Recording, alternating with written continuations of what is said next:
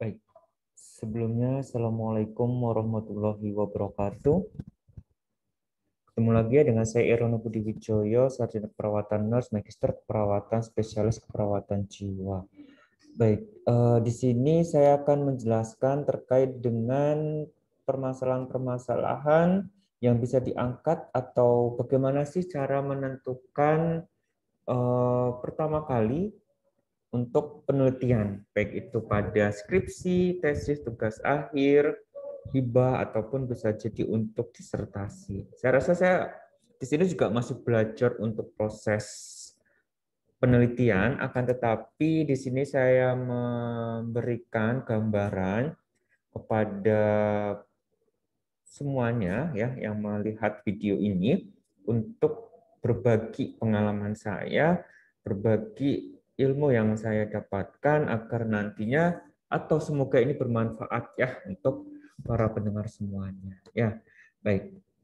Nah, di sini akan saya berikan terkait dengan gambaran penelitian terlebih dahulu. Penelitian itu ada jenisnya yang bersifat bersifat kuantitatif dan kualitatif. Nah, di sini tidak akan saya bahas bedanya apa di kuanti dan kuali. Nanti akan saya bahas pada video selanjutnya ya, perbedaan antara kuantitatif dan kualitatif. Tapi ini biasanya judul-judul ataupun jenis penelitian yang sering dilakukan pada mahasiswa untuk tugas akhir, baik pada level diploma, kemudian sarjana, tesis, atau S2 seperti itu, bisa menggunakan judul-judul atau sering yang digunakan itu yaitu kuantitatif ya, kuantitatif. Nah, judul apa yang sering digunakan bisa jadi gambaran ya. Gambaran apa? Kemudian faktor-faktor yang mempengaruhi misalnya ya, yang mempengaruhi kepuasan pelanggan misalnya dan lain sebagainya. Kemudian yang ketiga ada hubungan. Nah, ini yang sering sekali dilakukan. Hubungan antara variabel X dengan Y atau variabel independen dengan dependen ya, antara X dengan Z misalnya. Kemudian yang keempat adalah pengaruh ya, pengaruh intervensi. Jadi kalau pengaruh itu ada intervensi atau ada tindakan yang dilakukan pada kelompok kontrol ya. Bisa jadi dibandingkan dengan kelompok pengaruh itu akan dilakukan pada kelompok intervensi. Bisa jadi juga dilakukan pada kelompok intervensi dan dibandingkan dengan kelompok kontrol ataupun tanpa ada kelompok kontrol di sana. Baik, kita akan bahas satu persatu gambaran. Apa sih yang bisa digunakan pada atau judul apa sih yang bisa digunakan pada penelitian yang bersifat gambaran? Nah, penelitian yang berjudul gambaran itu hanya satu variabel ya, hanya satu variabel. Jadi dia hanya memotong satu keadaan. Misalnya gambaran kecemasan pada lansia di pengungsian bencana misalnya. Jadi dia hanya menggambarkan kecemasan saja. Kecemasan di lansia bagaimana? Apakah kecemasannya rendah, sedang, atau tinggi? Nah, nanti bisa dijabarkan lebih luas lagi oleh semuanya. Ya, baik. Selanjutnya faktor-faktor pun juga sama. Nanti di sini ada uji sendiri ya untuk melihat faktor mana yang paling kuat mempengaruhi. Misalnya nih, judul ya, contohnya faktor-faktor yang mempengaruhi kepuasan konsumen terkait dengan faktor-faktor yang mempengaruhi kepuasan konsumen terkait dengan produk misalnya, produk X misalnya. Nah, jadi dia hanya melihat faktor internal, faktor eksternal, kemudian diuji secara statistik mana yang paling kuat mempengaruhinya, sehingga peneliti dapat menentukan faktor yang paling kuat dan nanti untuk diberikan solusinya. Nah, itu adalah faktor-faktor yang mempengaruhi kepuasan konsumen terkait dengan produk X. Ini contoh judul yang bisa dilakukan. Baik, selanjutnya hubungan. Nah, contoh yang memiliki judul hubungan. Dia ada dua variabel atau lebih. Ya. Jadi misalnya hubungan antara X dengan Y atau hubungan antara X, Y, Z dengan A misalnya. Jadi ada dua variabel atau lebih yang diteliti di sini. Outputnya nanti hubungan ini akan berhubungan erat atau hubungannya lemah, ya korelasinya itu lemah atau dia itu korelasinya kuat. Nanti ada uji statistik sendiri yang menilai ini. Tapi pada dasarnya di sini akan saya gambarkan bahwa hubungan itu minimal dua variabel atau lebih. Ya, kalau cuma satu variabel itu gambaran. Ya, itu judul-judul yang mungkin bisa digunakan. Jadi kadang kalau mahasiswa itu konsul, misalnya konsul judul dengan latar belakangnya, judulnya aja masih bingung gitu ya. Jadi bisa ditelaah dengan video ini sehingga nanti ada gambaran apa yang bisa dilakukan. Nah, misalnya nih kita ambil tentang kepuasan dan kecemasan. Oke, jadi misal contoh hubungan itu adalah hubungan antara kecemasan dengan perilaku perilaku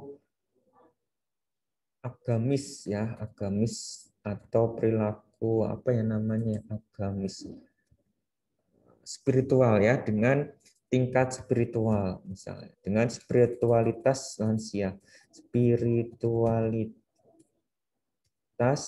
lansia di pengungsian bencana misalnya.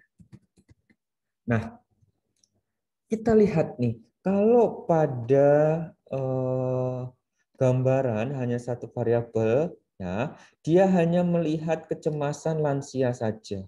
Oke. Nah, sedangkan pada hubungan di sini akan melihat kecemasan dengan spiritualitas lansia. Jadi semakin tinggi cemas itu spiritualitasnya semakin tinggi atau semakin rendah. Dan sebaliknya, kalau dia cemasnya semakin rendah, apakah spiritualitasnya juga semakin rendah?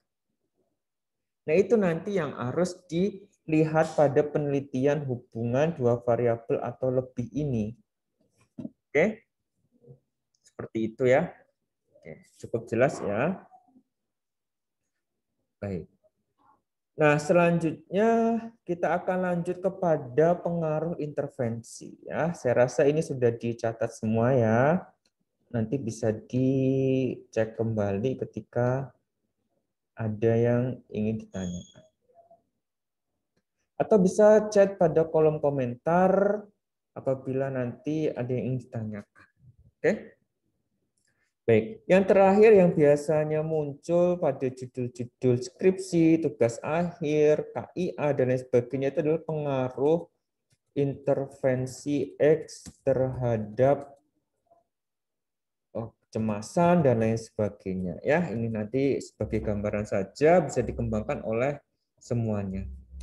Nah, pengaruh kalau kita berbicara judul dengan pengaruh itu bisa jadi ada intervensi, harus ada intervensinya atau perlakuannya. Ya, apa yang perlakuan? Apa yang bisa dilakukan? Misalkan pengaruh edukasi pendidikan, ya, pengaruh terapi tertawa, pengaruh terapi menghentikan pikiran, pengaruh lain sebagainya. Ya.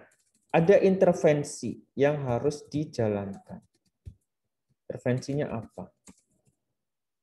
Nah, selanjutnya dari intervensi ini akan ada kelompok intervensi bisa jadi ya dibandingkan dengan kelompok kontrol. Atau bisa jadi kelompok intervensi saja tanpa kelompok kontrol.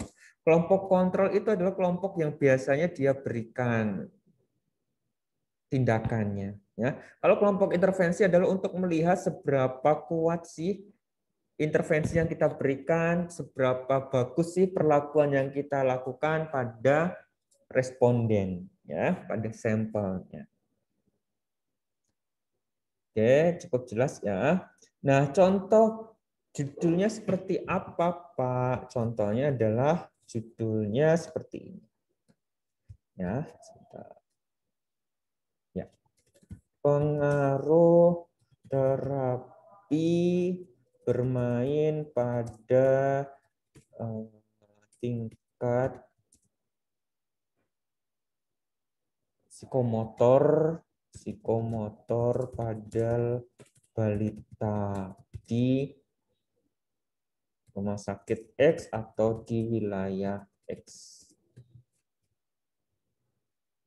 Ya. Jadi di sana akan melihat nih pengaruh terapi bermain.